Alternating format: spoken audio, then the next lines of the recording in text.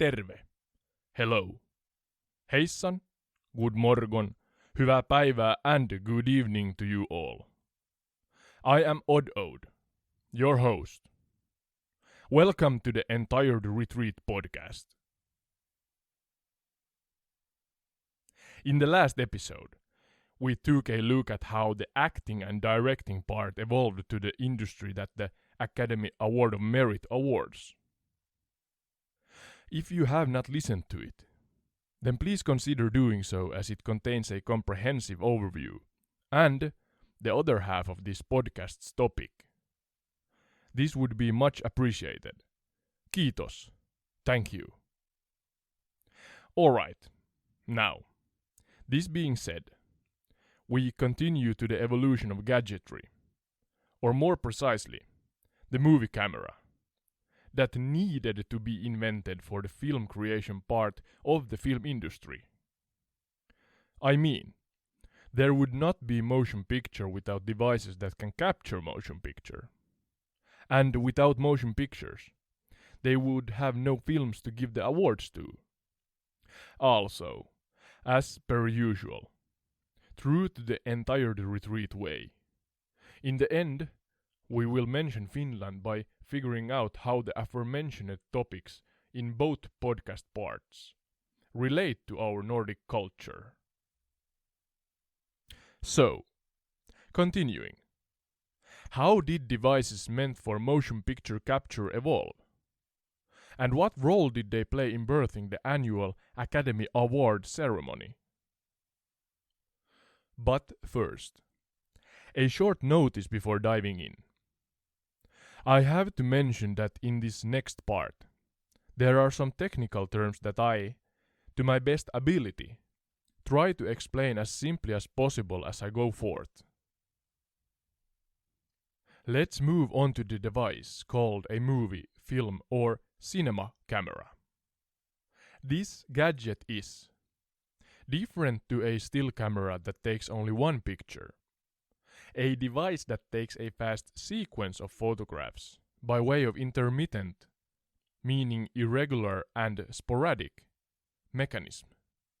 Or by electromagnetic means, either onto film stock or an image sensor, in order to create a moving image that could be displayed on a screen as a series of pictures projected in different frame rates. Note: frame rates meaning the amount of image projected, usually within the time span of a second, onto whatever background one projects the image to. This frame rate can vary from only a couple of frames of first cameras created to tens of thousands of frames per second that, for example, a modern, powerful, slow motion camera captures. In general, 24 frames per second or more is needed so that the persistence of the vision allows the eyes and brain of the viewer to merge the separate pictures into a continuous series of moving pictures. But enough about that. Now we move on to the evolution of the motion picture cameras. A forerunner to the movie camera was a machine by Sir Francis Ronald, 1788 to 1873. He was an English scientist and inventor that was, arguably, the first ever electrical engineer in the world. He invented, in 1845, at the Kew Observatory, the first photo recording machine. It was used by slowly drawing a photosensitive surface vertically past the aperture diaphragm of the camera. This was done by a clockwork mechanism to enable a 12 or 24-hour period of continuous recording. Ronald used his cameras to trace the ongoing variations of scientific instruments. Hence, they were used in observatories around the world for over a century. So, if I understood correctly, Ronald's camera was kind of a tall case clock and a camera hybrid. Hence the device was really big. I am not an expert by any means. So, of course, you can further research these devices on your own time. But the best I can describe is that this aforementioned gadget looks like a small desk that has been fitted besides a tall case clock. Then next. Next is the time of the late 1800s and early 1900s. That seemed to be an era quite busy with photographic inventions. Back then, first was the chronophotographic gun invented by, sorry if I'm butchering this name, by Etienne Jules Marais, who lived from 1830 to 1904. He was a French scientist, physiologist, and chronophotographer. This device, the chronophotographic gun, was invented in 1882, and it could shoot 12 images per second and was the first invention that could capture moving pictures on the same chromatographic plate using a metal shutter.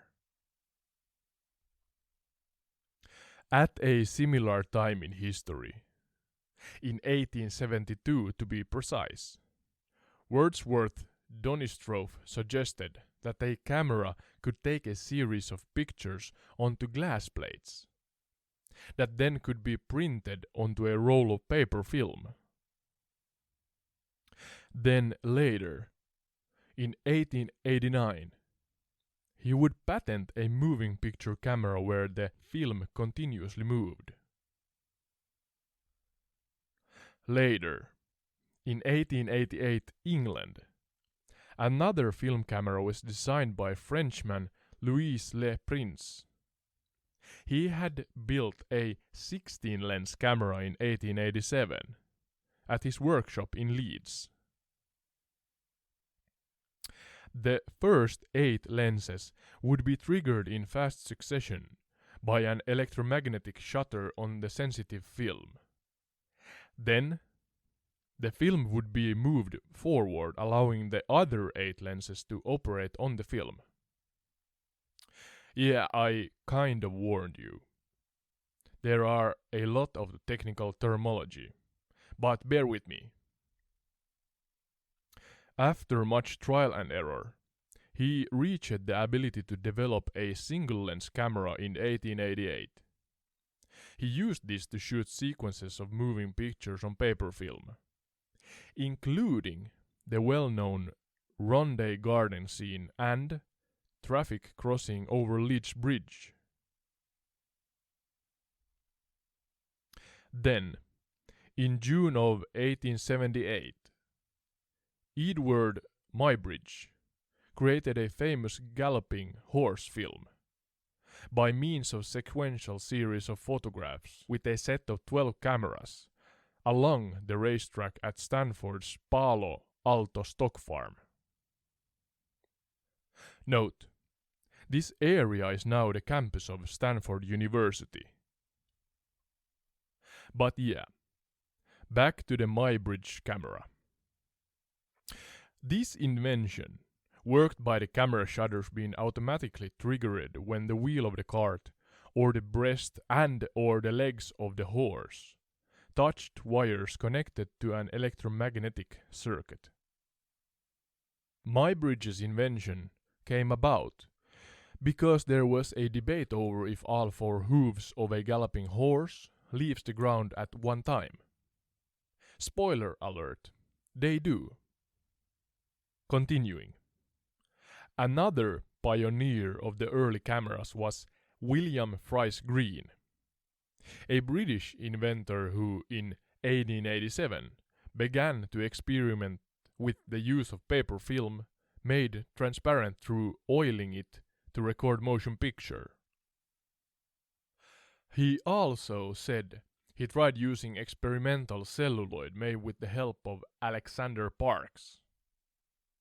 Then, in 1889, Fries Green was granted a patent for a motion picture camera that was capable of taking up to 10 photographs per second.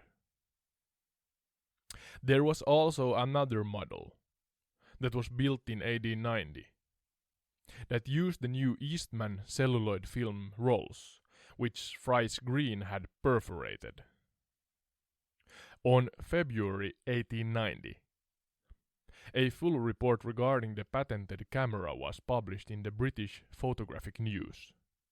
Fries Green's cameras, and film shot with them, were shown on many occasions, though he never projected his films in public. Also in February 1890, Fries Green sent details of his invention to the one and only Thomas Alva Edison, and to a Scottish inventor who was employed by Edison. His name was William Kennedy Lowry Dixon, who designed a device called the kinetograph camera in 1889 and built it in 1890.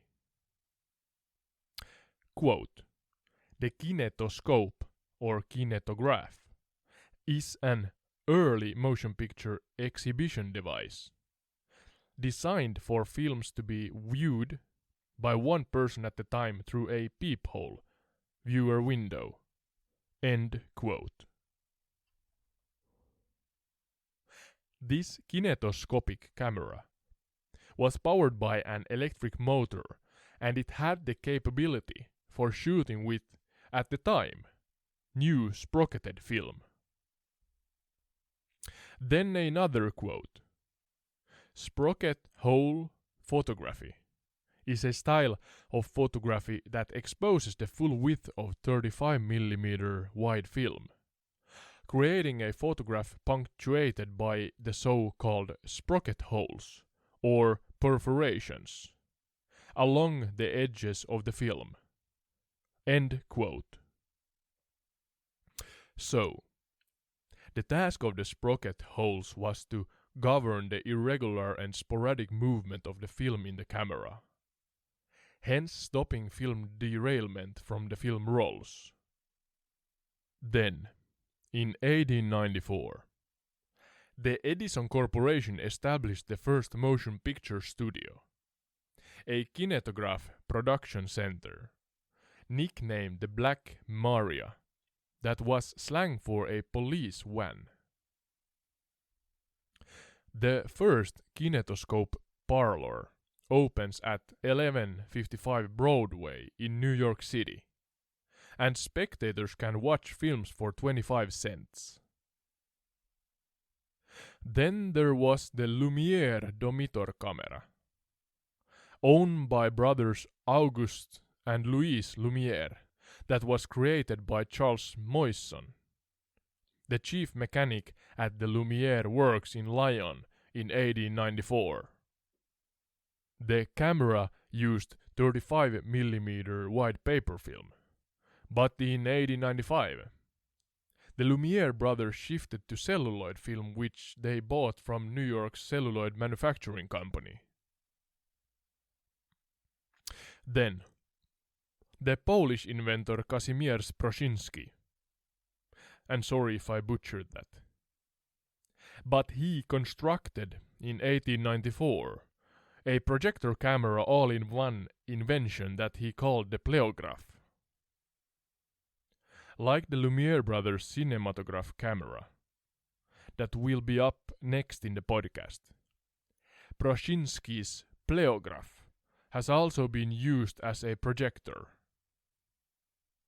This apparatus used a rectangle of celluloid with perforations, or sprocket holes, between several parallel rows of images. Later, by using an improved pleograph, Prosiński shot short films, including a scene showing the life of Warsaw where people ice skated in the rink in Saxon Garden Park in 1902. Then, in 1895 France, Auguste and Louis Lumière held the first private screening. These are the same brothers that invented the aforementioned cinematograph, a combination camera and projector. In 1903, the Edison Corporation mechanic Edwin S. Porter turns cameraman, director, and producer to make the great train robbery. The production had 14 shots cutting between simultaneous events. Hence this 12-minute short establishes the shots as film's basic element and editing as a central narrative device in filmmaking.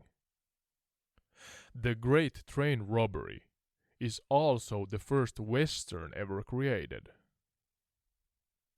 Then in 1905, the first movie theater opened in Pittsburgh.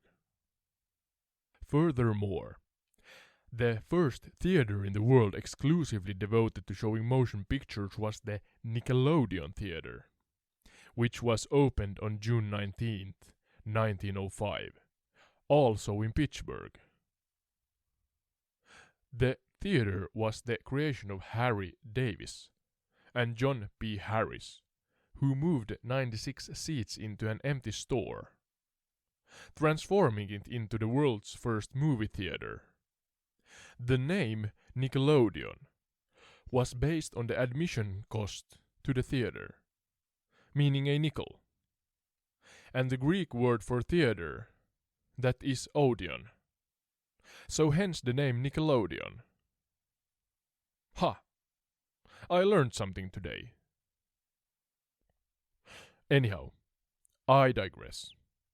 So continuing, the theater, Nickelodeon, was the first to show films all day long, and among the first films shown were Poor But Honest and The Baffled Burglar. The theater was a stunning success and thousands of Nickelodeons began appearing in cities all across America. Then, in 1909, the mass market of film cameras starts. So, in the aforementioned year, there was the Aeroscope, that was the first handheld movie camera. Because of the pioneers, Le Prince, Friese Green, Edison, and the Lumière brothers, the movie camera had grown to a practical reality by the mid-1890s. Then, shortly after, the first companies were established for the manufacturing of a film camera.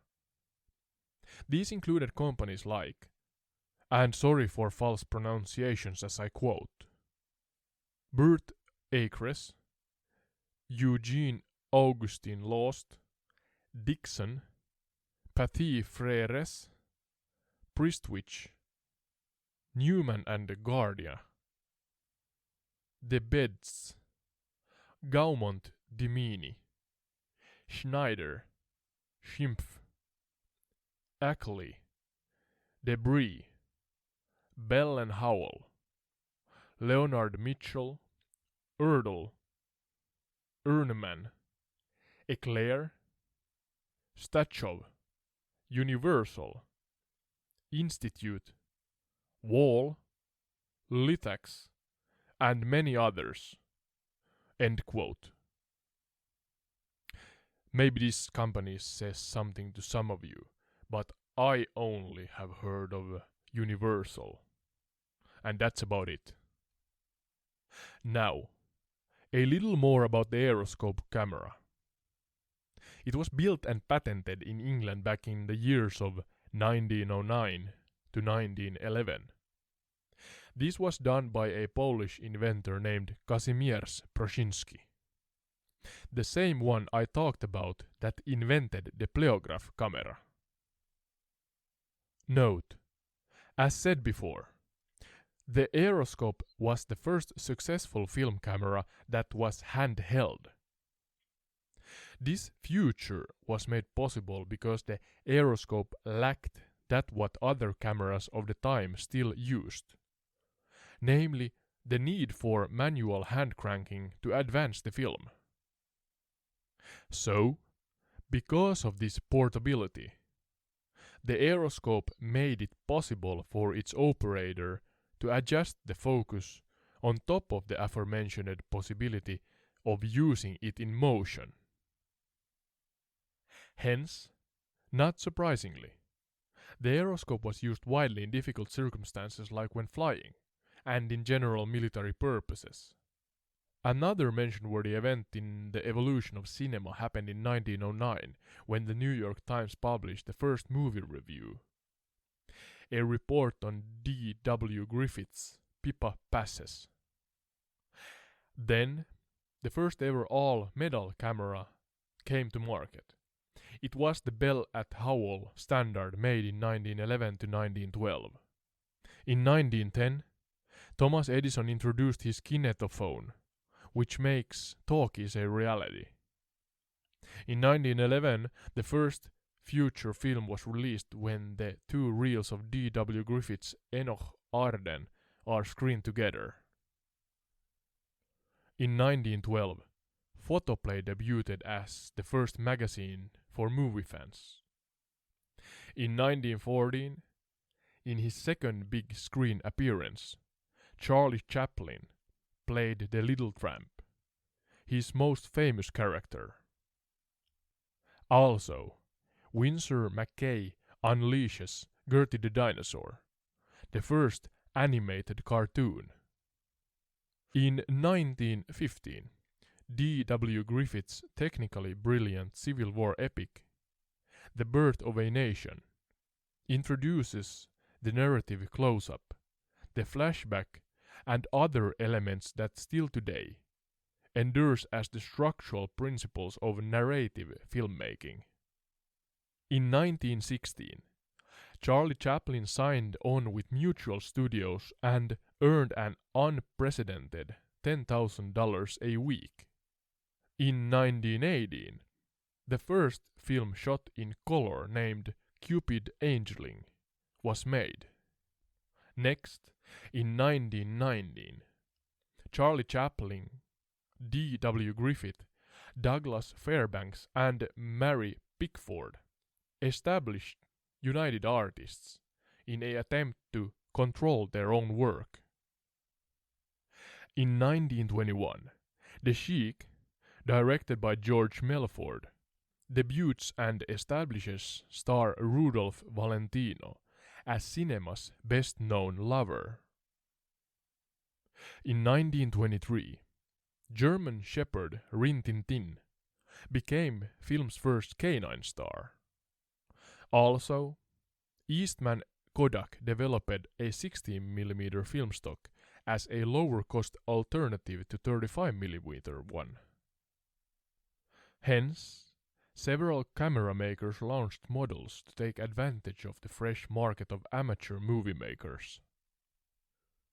Even though the 16mm film was initially of inferior quality when compared to the 35mm one, the 16mm camera manufacturing continued until the 2000s by the likes of Bolex, Arri, and Aaton. Now, as you may notice, the topics kind of intertwine a little here. So, bear with me as I try to chronologically talk through the different mention-worthy milestones regarding gadgetry and also creation of different films. Continuing. In 1924, Walt Disney creates his first cartoon, Alice's Day at Sea. In 1925, Sergei Eisenstein makes Potemkin, a revolutionary portrait of a mutiny aboard a battleship. In the hands of Eisenstein, montage, meaning the technique of selecting, editing, and piecing together separate sections of film to form a continuous whole, is raised to the highest structural role in filmmaking. This montage soon became the unifying element of filmmaking mediums, and made more complex productions possible. Also, in 1925, Ben-Hur, which cost a record high of $3.95 million to produce, was released.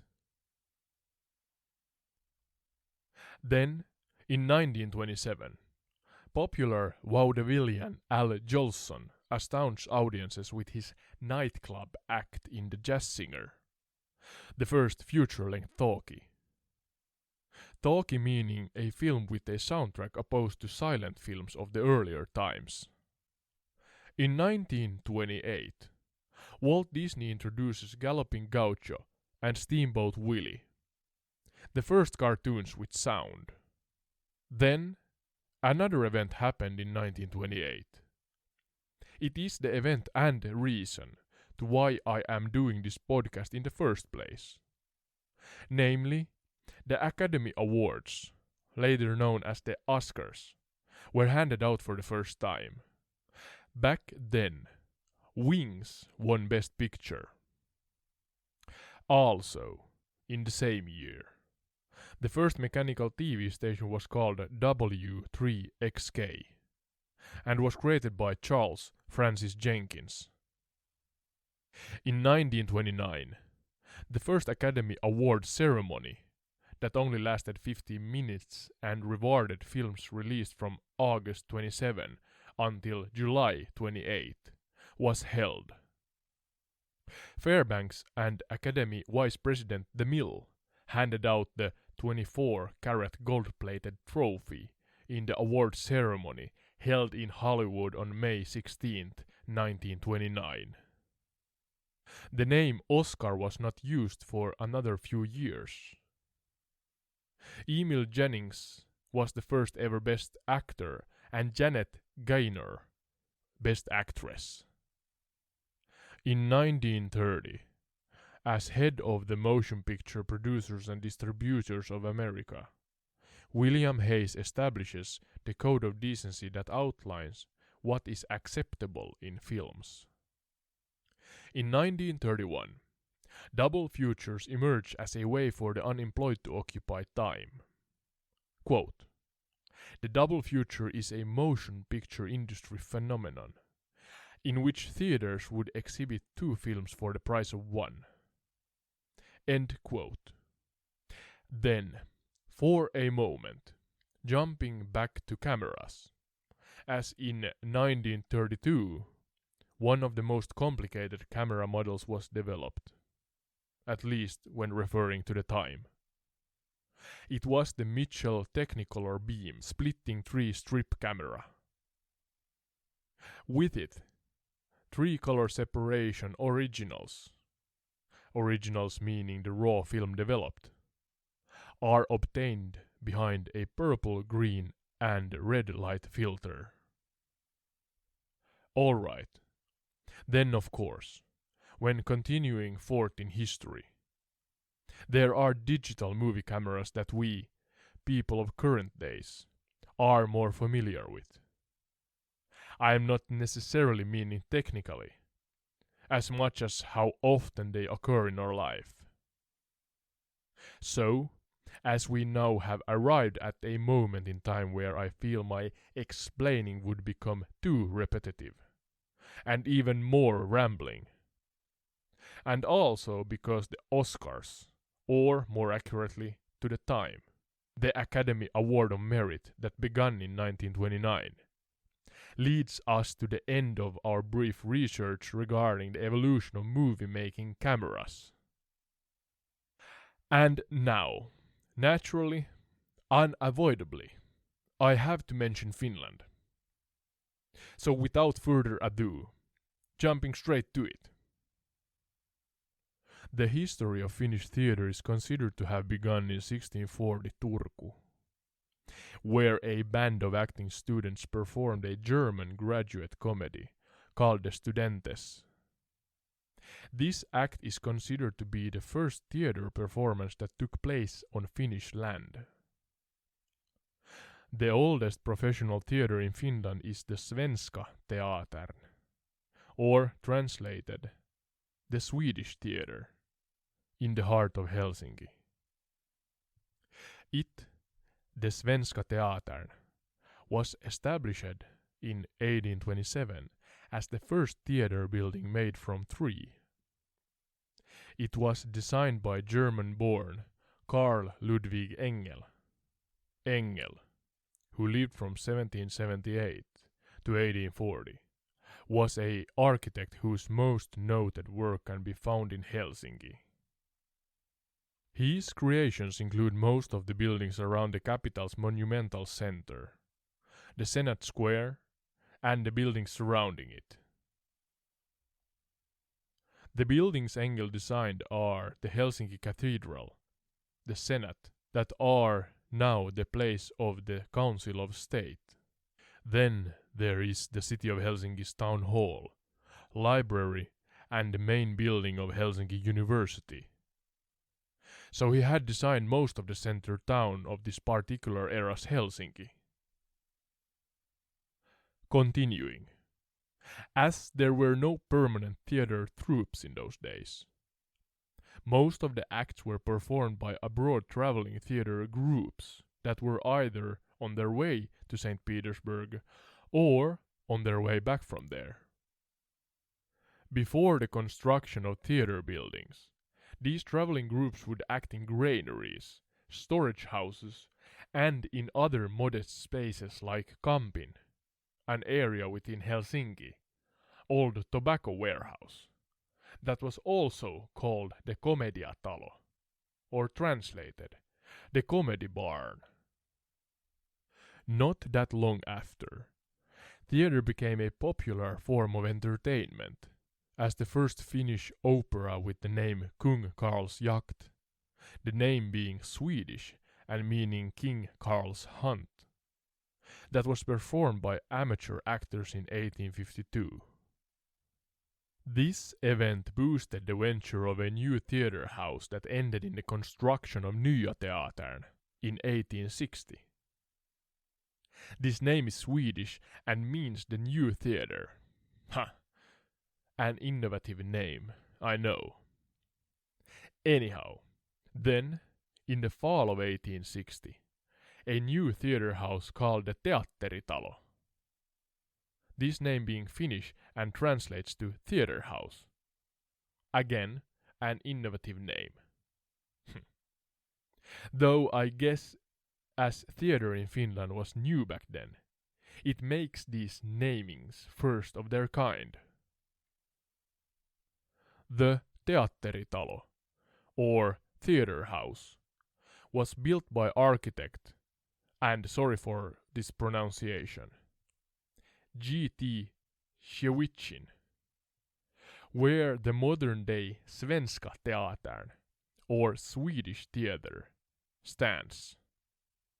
This was the first theatre in Finland constructed from stone and had, on opening night, a group of amateur actors perform an act with the name of Kypron Prinsessa, or Kypros Princess, written by, in Finland, a famous writer, poet, journalist, historian, and the principal of the University of Helsinki at the time. His name was Zacharias Topelius, who, as a Finnswede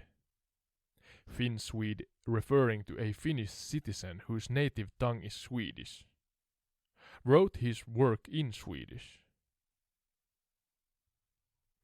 From that day forward, the Nya Teaterbolaget in Swedish, or Uusi Teatteriyhtiö in Finnish, and the New Theatre Company in English, took care of the activities in the Siewicin designed theatre.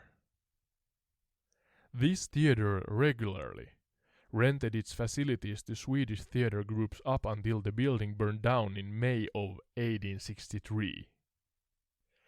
The rebuilding started fast, and in 1866, the current Svenska Teatern, or Swedish theatre, was ready to host a festive concert.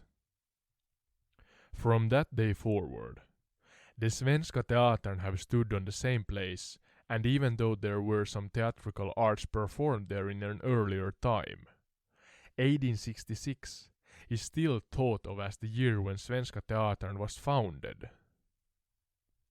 Nikolai Benois from St. Petersburg designed the current Svenska Teatern building. And then, about 6 years later, the Garantiföreningen för Svenska Teatern, or the Guarantee Association for the Swedish Theatre, was established, and it runs the theatre's errands still to this day. Also, in the spring of 1867, a permanent entourage of actors were hired to the theatre. This activity is active still to this day. In the first years, meaning 1866 forth, the current Benois rebuilt theatre, that before the fire were a Chiewichin original, was called the Nya Teatern, or New Theatre, up until 1872, when the Suomalainen kansallisnäyttämö, or translated from Finnish, the Finnish national scene, was created elsewhere. Therefore, from 1887 onwards, the Chiewichin original rebuilt by Benois was called the Svenska Teatern, or Swedish theatre in English. The first purely Finnish theatre production was performed in the same year. The acts were adapted from Johan Ludvig Runeberg's poems, and were called Pilven Veikko, this being Finnish and meaning Veikko of or from the clouds, and Sotilasvanhuksen joulu, again Finnish and meaning the soldier elder's Christmas. They were performed in Hotelli Ottawa, or Hotel Ottawa, in Pori, a city in southeast Finland. Note: Runeberg was a Finnish priest, lyricist and epic poet who wrote exclusively in Swedish. Nevertheless, he is considered a national poet of Finland. He is also the author of the lyrics to Vårt land, being Swedish and meaning our land. The same lyrics are of the name Maamme in Finnish, and became an unofficial Finnish national anthem. Though, currently, this piece is the heritage piece for our official national anthem. Also, Runeberg was involved in the modernization of the Finnish Lutheran hymnal, and produced many texts for the new edition. Lastly, Alexis Kiven, or Alexis Kivi's Lean Act of 1869, is considered the birth of Finnish professional theatre. There were some discussions during the aforementioned 1816's King Carl's Hunt about an establishment where Finnish and Swedish-speaking theatre cultures could coexist under the same roof. But that never became a reality, and hence the two separate theatre cultures went their own ways. So, as we see regarding acting, as with many things before, and some during, the time of Finnish independence, the Swedish and Russian art cultures have influenced the Finnish theatre scenes. Of course, later, an independent Finland has performed its own cultural productions. But this is the end of the part about how theatre evolved in Finland. So then, this leads over to my long segue to the Jussi-palkinto, or Jussi Prize, that was just held on the 24th of March here in Finland. This prize is given annually to the best in domestic film industry. It is kind of the Finnish Oscars. And lastly, and shortly, as I did not find a lot of sources telling of camera development in Finland, I could only find that a man of the name Henrik Kajander brought the first camera to Finland in 1852. and that, generally, Finnish photographers used cameras created elsewhere. So this subpart is truly only a mention regarding Finland. Then, further mentions that I will only scrape the surface of are the early movies shown in Finland. The outright first movie shown was in 1896. This was a movie of a passing train that the aforementioned Lumiere brothers had created. But the birth of pure Finnish movie production started later, in 1907, with a comedic film called Salaviinan polttajat, or Moonshine Burners / Distillers. Our first long drama was of the name Sylvi, a female name here in Finland, and it took place in 1913. In general, the era between the years 1907 and 1916 is considered a pioneering time in Finnish film production, though, sadly, almost everything from those times has either been destroyed or has disappeared. Yeah, and lastly, summarizing it all that these 2 episodes touch on, all this that more or less influenced the birth of the Oscar awards. It seems like the more the art form, meaning theater and generally everything film, practiced and practices whatever timely topic of whatever times, the more the topic gets accepted by the general public, and vice versa. So, for example, theater of yesteryears, like every single art medium today, challenged and now challenges the audience, no matter how elitist or peasant. It challenges them to think, right?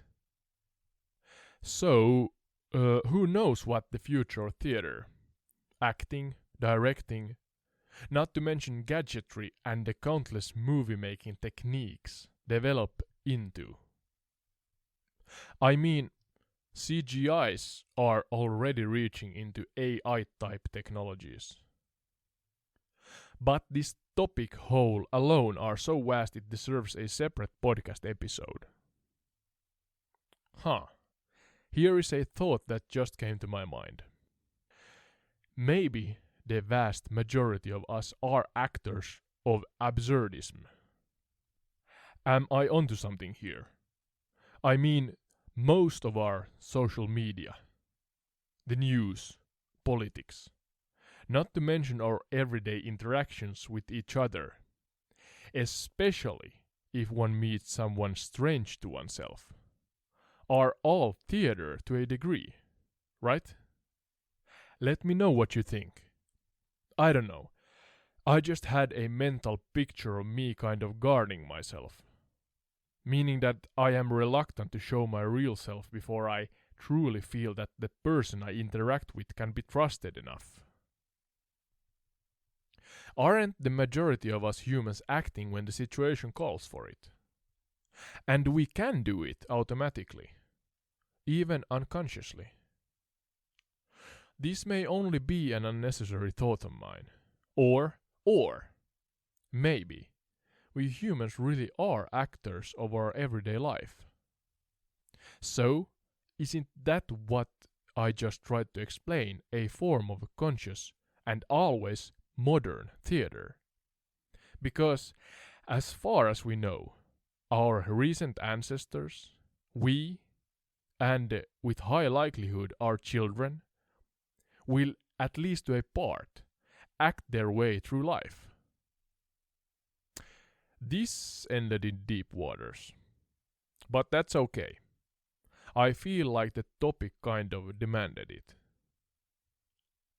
But yes, let us know through Spotify/Anchor comments and voicemail, as well as on the entire The Retreat Twitter, Instagram, TikTok and YouTube accounts. if you really think about it, do you act at least some in your everyday life? Lastly, as we interact, hopefully, through different platforms, consider following us and sharing our work with others. Note, if you want to be a guest on the show and gain the privilege to say Country X mentioned, as we let the audience know how our culture connects to a pre-decided entertainment medium, then write us on entiredretreat@gmail.com or on matchmaker.com if you have the application.